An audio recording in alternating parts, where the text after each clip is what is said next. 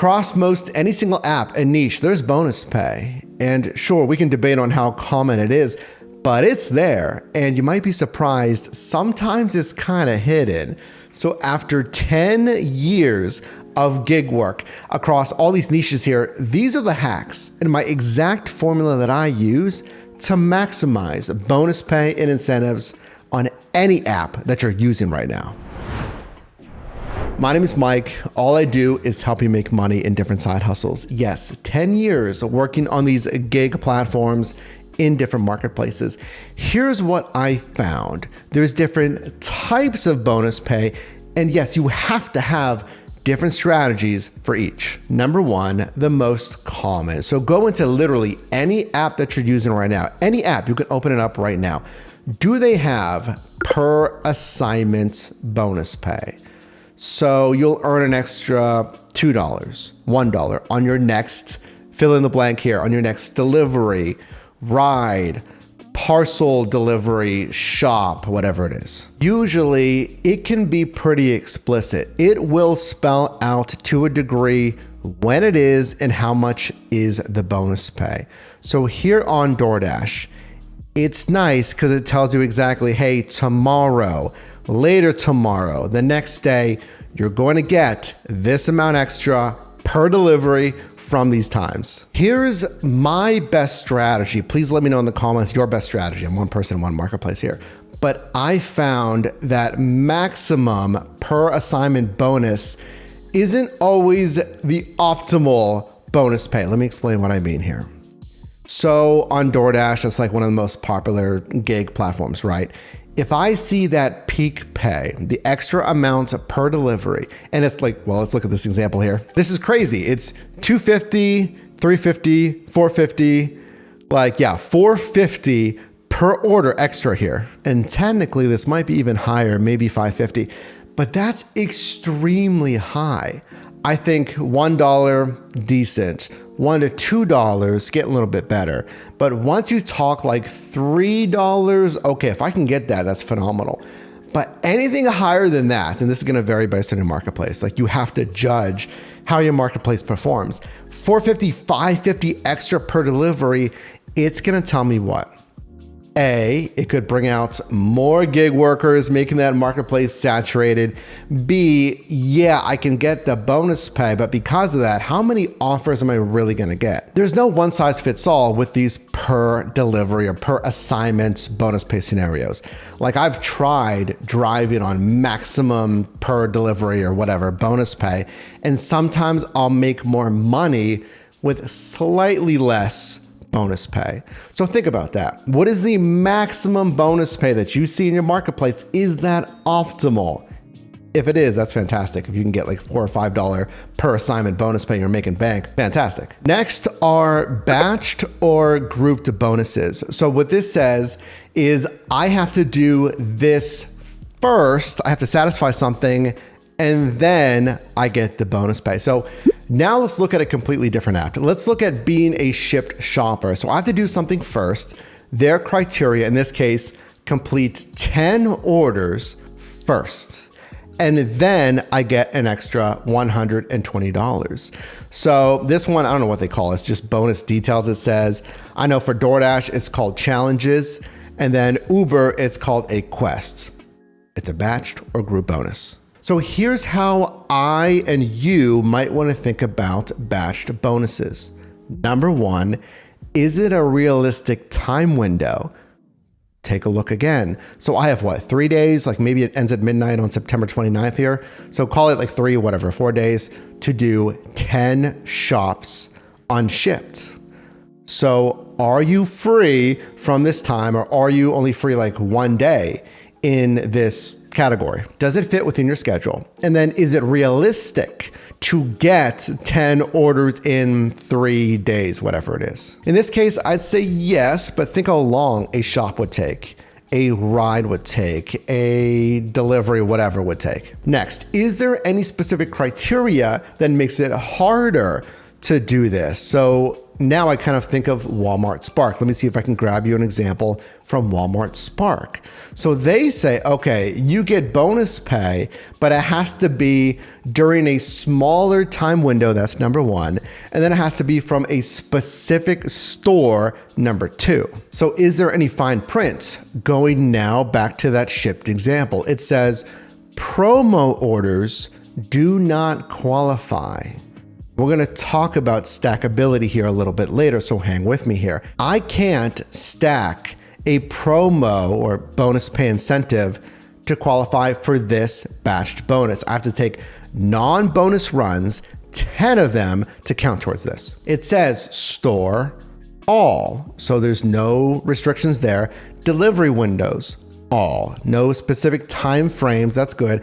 It has to start in my marketplace, Pittsburgh, and then any zone within my Pittsburgh service area. So that might take you more time, right? And it also restricts, think about this, it restricts your ability to multi-app or drive on different apps at the same time, so you can just hand select the best offers for you.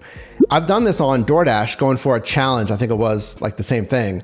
I think it was 20 deliveries for $200, but it made me only use their app, because like we saw this weekend challenge, you don't have time to do other apps as well. You want to make sure you hit that bonus.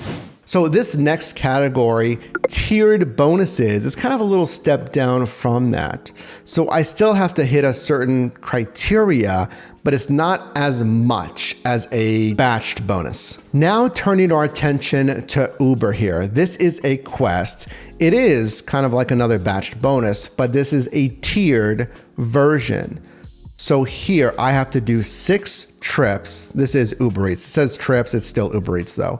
6 trips, then I get an extra $9. So the way I think about these tiered incentives is, okay, what is the per delivery bonus? Let's take a look. So I'll take 9 divided by 6. I'm getting an extra $1.50. Now look at the criteria. It's from Tuesday, October 7th, 5 p.m. until Tuesday at 9 p.m. So think about the time window, remember? I can do 4 hours of driving, and the deliveries within that window will qualify. Now, after I do the 6, it unlocks the second tier here. So my next trip, my 7th trip, would unlock $5 extra. So those first 6 trips, I'm getting an extra $1.50. Like, okay, pretty good. Remember, we talked about per delivery bonuses. $1.50, like pretty good. We still want to choose high margined offers if possible. But then I get a $5 bonus on my 7th trip. If I do a 7th trip, it unlocks that 3rd tier. So if I do 2 more trips, I get an extra $8.50. So then I'm unlocking $4.25. Still very strong on that like 3rd tier, if you will. And then if I keep going, if I do another 3 trips, I'm getting an extra $4.50. Here's the warning though. That all sounds great, and the numbers are good on this. I like this tiered batch or quest incentive. It's just the time. Remember, you have 4 hours on this quest bonus. So can you do what? 6, 7, 8, 9, 10, 11, 12. Can you do 12 deliveries in 4 hours? So when I'm looking at tiered incentives like this, let me show you another example here. The numbers are different.